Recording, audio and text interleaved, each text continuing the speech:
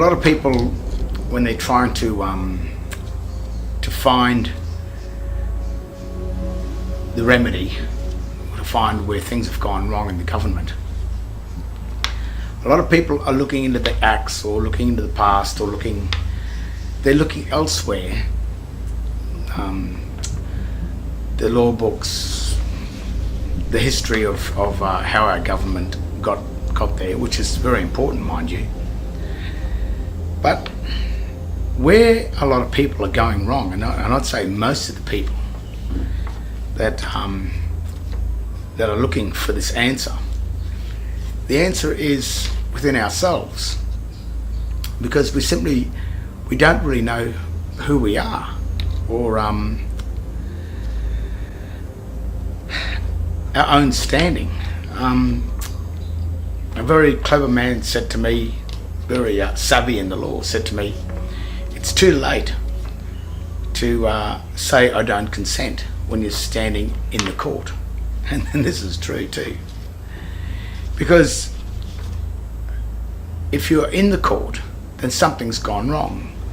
You've become their property, or subject to their rules, their laws. And the governments that we have today, especially after 1973, when Gough Whitlam signed the Unidroit Treaty of Rome, which handed the administration of Australia over to a foreign United Nations entity under the control, basically, of the Vatican.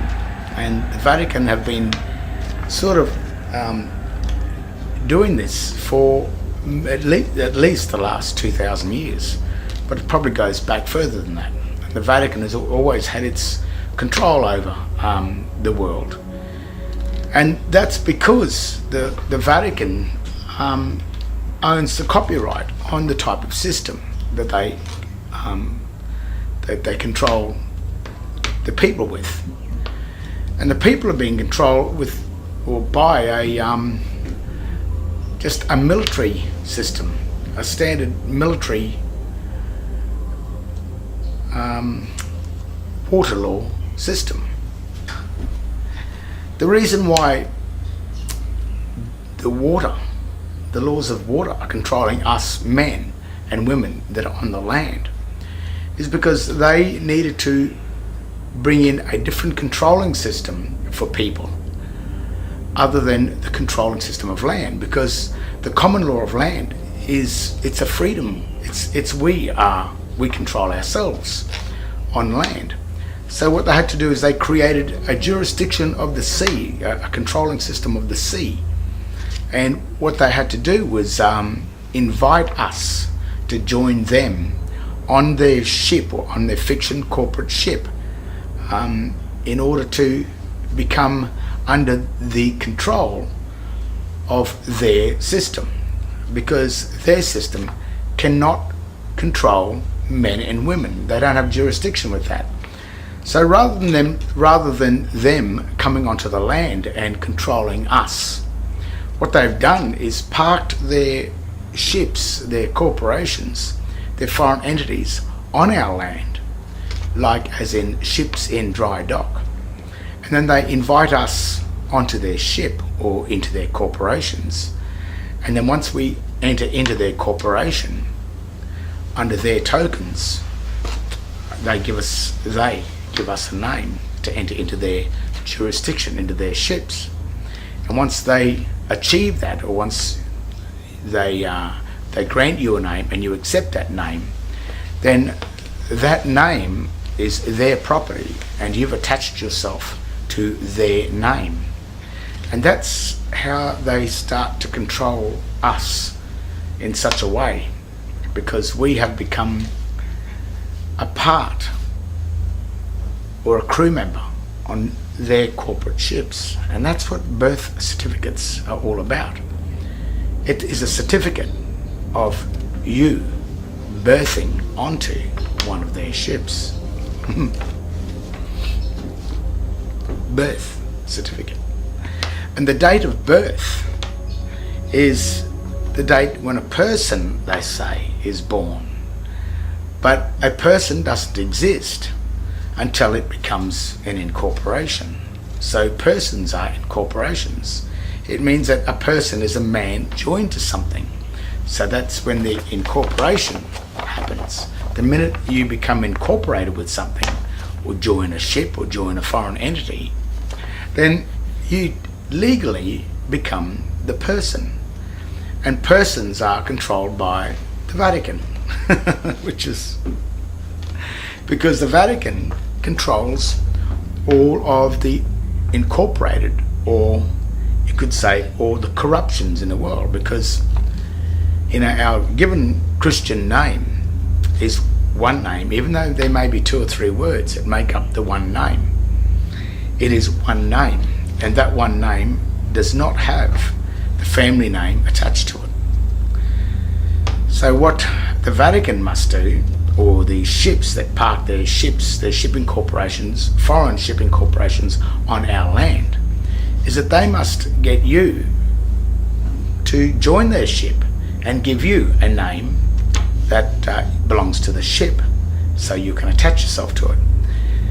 Now they know that no man in his right mind would go and attach himself to some foreign ship and wind up being deemed lost at sea and never likely to return. And while you do that, then whoever offered you the legal titles to put you onto the ship have a right to your equity if you don't come back. So that's all they do. They just wait for you not to return. And the reason why you don't return back onto the land is because the name that they gave you is a name that you thought and assumed and believed was your name. Think about it. They gave you a name that belonged to them, that you assumed belonged to you. And then this bloke comes along called Christ, and he tells you, he warns you. He said, in my name you shall be saved. But if you accept the company name, the corporate name, then you are with them. And I think it's quite stated in many parts of the Bible that if you are not with me, you are against me. So if you worship or accept the foreign name of the ship that's dry docked onto your land, then you are not with Christ. So therefore, Christ cannot save you. But even though you believe that your name is your name, when you think about it, and when you read this shipping document carefully, that's all it takes. You just got to read it and have a look. Because John Henry Doe is only John Henry. He has one Christian name. And John Henry, the 2 words, make up the one Christian name. But what the state has given John Henry is a name with the incorporated family name attached to the John Henry, and called it John Henry Doe. And the minute you believe that your name is John Henry Doe, then you have attached the name of the foreign shipping corporation that is under the control of the Vatican, which is the control of the sea. You've attached your body to their name, and you have abandoned Christ's name. So therefore, you step from the creditor, which is the Christian, into the debtor. The Christian name is John Henry. When you claim the John Henry Doe name, written in proper English, as capitalised common law English, once you accept the John Henry Doe, you are deemed by Christ to serve another deity. You are worshipping the gods of the sea, or worshipping the gods of the Vatican, which are not the gods of Moses, and certainly not the God of Christ, because Christ said, in my name you shall be saved. So the Christian name of John Henry Doe is John Henry. On his certificate, birthing certificates, his Christian name is John Henry. The only person that has surnames on these documents is your parents, because they have already assumed the surname by the time they created the certificate for you. But they certainly make sure that when you're born, you are correct, which is just John Henry. And then what happens is, as you are indoctrinated, by the time you turn 21, the age of majority, you have no idea about what's happening to this banking, private, shipping, foreign document. No idea whatsoever. So the remedy of the system is simply knowing who you are. The other thing is the date of birth, is the date that you birthed your body to the corporation. And in the system, the Christian Judea system that the Vatican runs, it has a debtor and a creditor, or the office of creditor and the office of debtor. And if you attach yourself or birth yourself to the office of the debtors, then you will pay the debts of the Vatican. But when you birth yourself to the office of the creditor, see, that's a birth.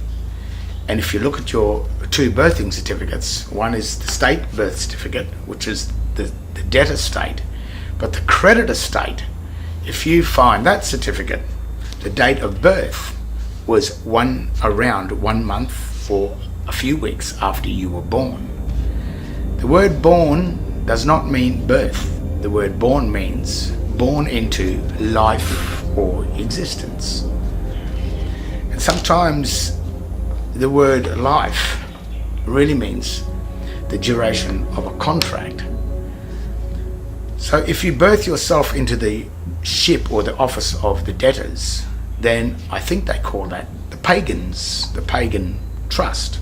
The pagans are the debtors, which are pagan. And the lifespan of a pagan is 70 years and 10. So the lifespan of the pagan is 70 years. And if you enter in from when you turn 21 and you remain in the office of the debtors, holding the surname or the surety name, which is really John Henry Doe, that's the surety name because it's incorporated. If you remain holding that name, then you will be deemed as the debtor, the one that pays the debts. And when you're a debtor or a crew member on a ship, you don't have rights, you have a privilege, but you also have statutes. And if you follow the rules of the ship, then you will have liberty to go on shore. But if you break the rules of the ship, you may lose your liberty and wind up in the hold, which is the cell, and you will not have freedom. But it's not freedom. Liberty and freedom are not the same thing. But if you want your freedom back, to not be on the ship and not be a part of the debtors of the ship, if you want to travel on that ship, being looked after as the creditor, where the crew members look after you and you simply enjoy the ship, and the skipper is just happy to have you on board, whereas the crew, the skipper, who is the magistrate, he makes sure the crew does what they're told. The difference is your standing. That's the remedy. The difference is your name, the Christian name or the pagan name. Not the old uppercase name. I'm talking about a name written in proper English. John Henry is the creditor name. John Henry Doe is the debtor name. The thing is, if you assume yourself to be John Henry Doe, then you're holding the property of the Registrar General of your certificate of birth. Now, if you have a look at a certificate of birth, in the margin, on the right hand side of the margin, it says in black and white and signed by the Registrar General, who in Queensland is at the moment 2018 is David John. He has signed that, stating that John Henry Doe is in his custody. So he has the ability to allow John Henry to have liberty to go ashore or to remain in the hold. But John Henry Doe is the slave servant of the Registrar General. So think about your name, think about who you are, have a look at your driver licenses, your passports, and all the state paraphernalia that you think your name is on. And because you've claimed all of those instruments, then they, the state, have a right to assume that you are on their ship. And as I said, the ships are the law of the water. The law of the water is controlled by the Vatican. The Vatican controls all incorporations, and an incorporation is a corruption of Christ's name. Anything incorporated that's joined is a corruption. Whereas you, the given name, is one name, and it is not corrupt, it is pure. So therefore, the serpents, the usurpers of the sea, the Vatican, and its foreign military, such as the United States Securities Exchange Commissions, the United Nations, anything united is subject to the law of the Vatican, the corpus juris, the laws of the dead. And when you are incorporated and joined to another foreign entity, then you are assumed dead, lost at sea. That's why they call it the corpus juris. So while you're dead, but you haven't got a death certificate, you must be in some form of purgatory. So all of the controlling of these souls, these dead souls, is done by the chambers of the Vatican. If you look inside the Vatican, as you walk in to the Vatican, the text written on the outside of the Vatican is proper ancient Latin.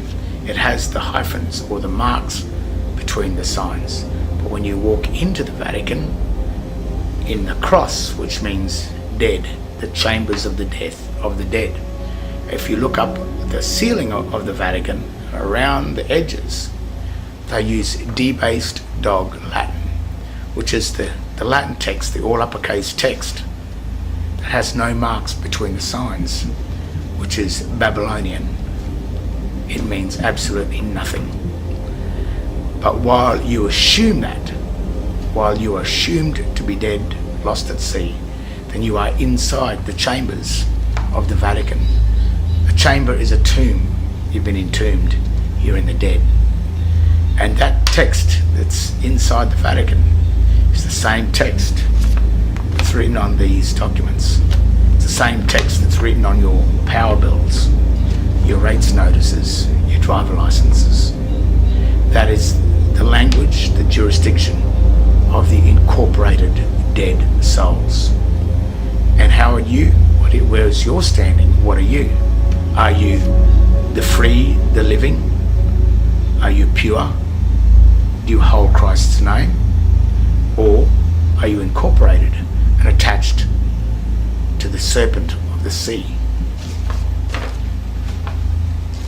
Remember Adam and Eve, that snake, the serpent, that came and tricked Eve into eating the fruit of the tree of the debtor, the tree of knowledge, becoming a usufruct of the tree of the foreign military.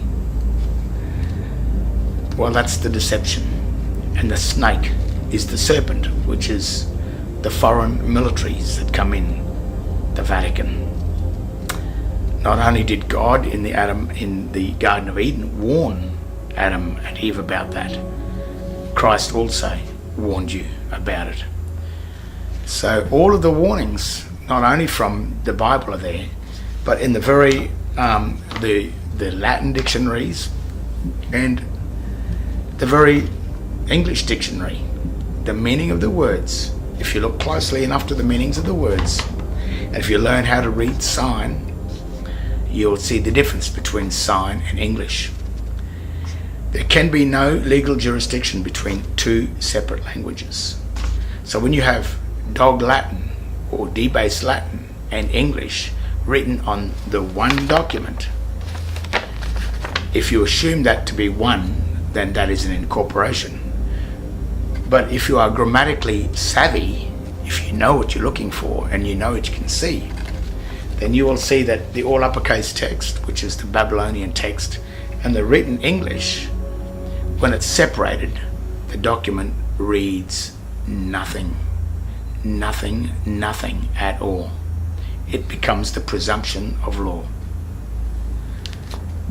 When you raise these matters with magistrates, they don't like it. But at some point the magistrate may work out that you know the dirty trick. But what they can do, the magistrates, is all they have to do is make sure that you are holding some form of attachment to the underworld. The minute they can find an attachment, some sort of a document with a license or identification that identifies you as a part of their underworld water law system, the usurping corporate ship that sits in dry dock on our lands, if you're attached to that ship, it doesn't matter what you say or do or think.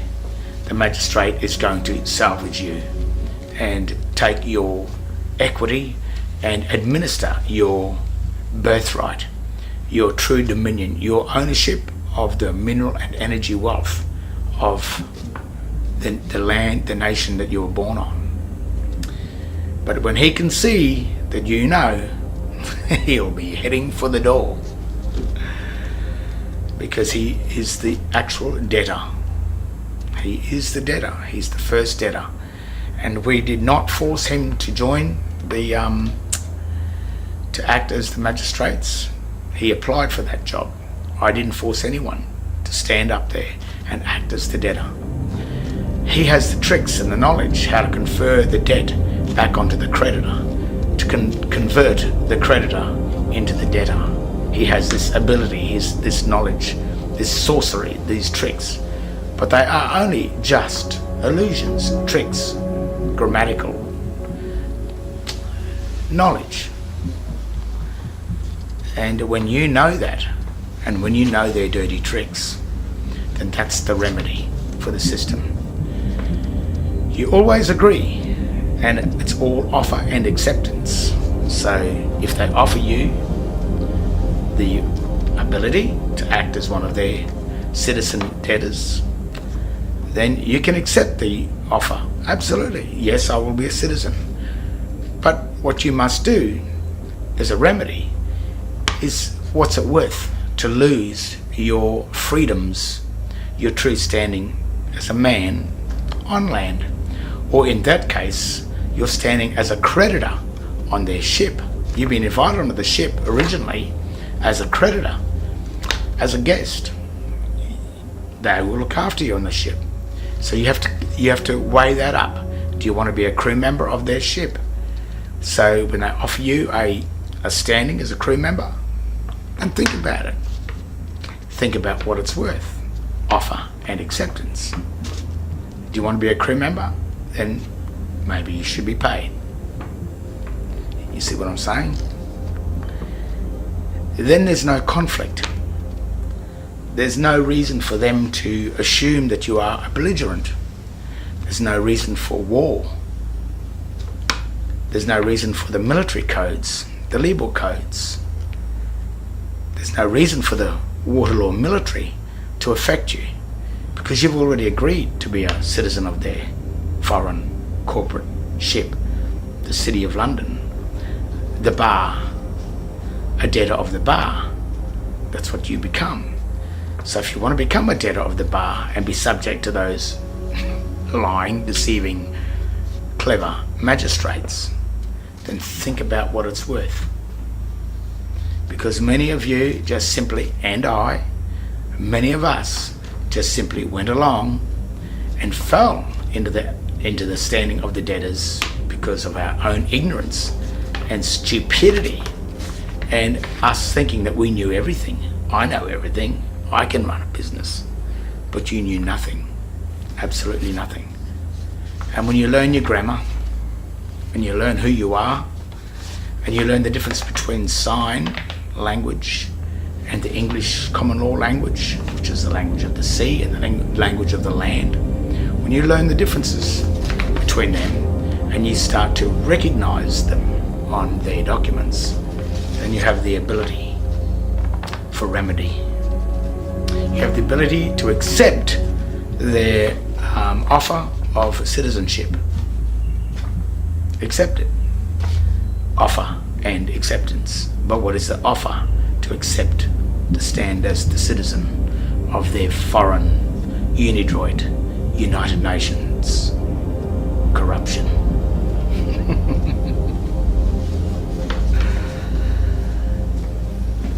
The remedy is probably simple, isn't it? You are John Henry, you are not John Henry Doe. If they force you to be John Henry Doe, then they are committing a crime.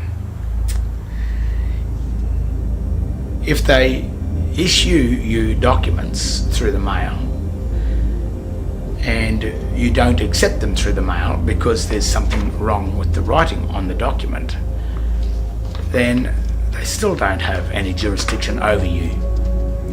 If you crack open the seals of those articles or of those envelopes that come, then you have broken the seal into the world of the dead, the spells. You will be attached to the spell that's attached to that document.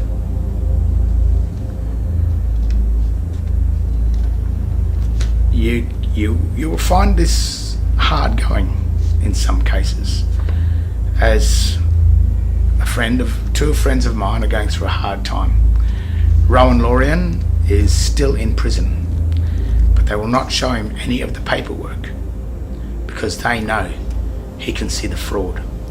I don't know what they're going to do, but they're being belligerent and they are committing absolute serious crime by holding that man in prison after he's asked to see what is the charge and can he see the charge documents. Because he knows there was no offer and acceptance. That's outright slavery. And that's a dangerous thing for the state, and I think the Vatican knows that too. So even though the remedy may not come, or the remedy may come with imprisonment and a good right bashing, as I've witnessed all of these things, and many threats against myself and my family. But I must admit, this has stopped because of that last court case. I think that the magistrate had recognised that I knew a little bit more about it than what the average man and woman knows about it. So he could not do his trick, you could say. His illusion could not work. So the remedy is knowing who you are. And when you know who you are and you can see the grammatical deceptions on their paperwork, then you can see that it is nothing at all. The old saying of kicking a dead horse is, if they keep on pushing it, it's as good as kicking a dead horse, because in the end they can't prove that anything existed, because when they did it, they made sure that nothing existed in case someone worked it out. And when someone works it out, it's then when they'll back off and say, oh, okay, you've worked it out. And of course, it's our own fault because we accepted it. We thought it was something when it was nothing. So it's not their fault. It's our own stupidity and our fault. But once it's pointed out to them and they continue on with it, that's when the real remedy will start. That's when the charges will start to come. The damage. You've been hurt by the state. And well, we are already rich, we are already wealthy. The poorest man in the street has a birthright, but it's been administered by these usurping serpents, these foreign administrative corporations. It can still remain like that, but rather than you being the debtor of them so that they can serve you, but if you're not there, then they will keep it themselves. So you must return back from debtor into creditor. And when you pull that off, when you get that, then you'll understand the value of the Vatican, the value of the magistrates, the value of all their courts. You'll start to see that, well, maybe it's a good thing, because they're getting all of you to basically work for nothing. But as long as you have a good life inside on their corporate ship, and if you're happy there, then turn this off. But the very fact that if you're watching this, you are already curious to figure out what's going on.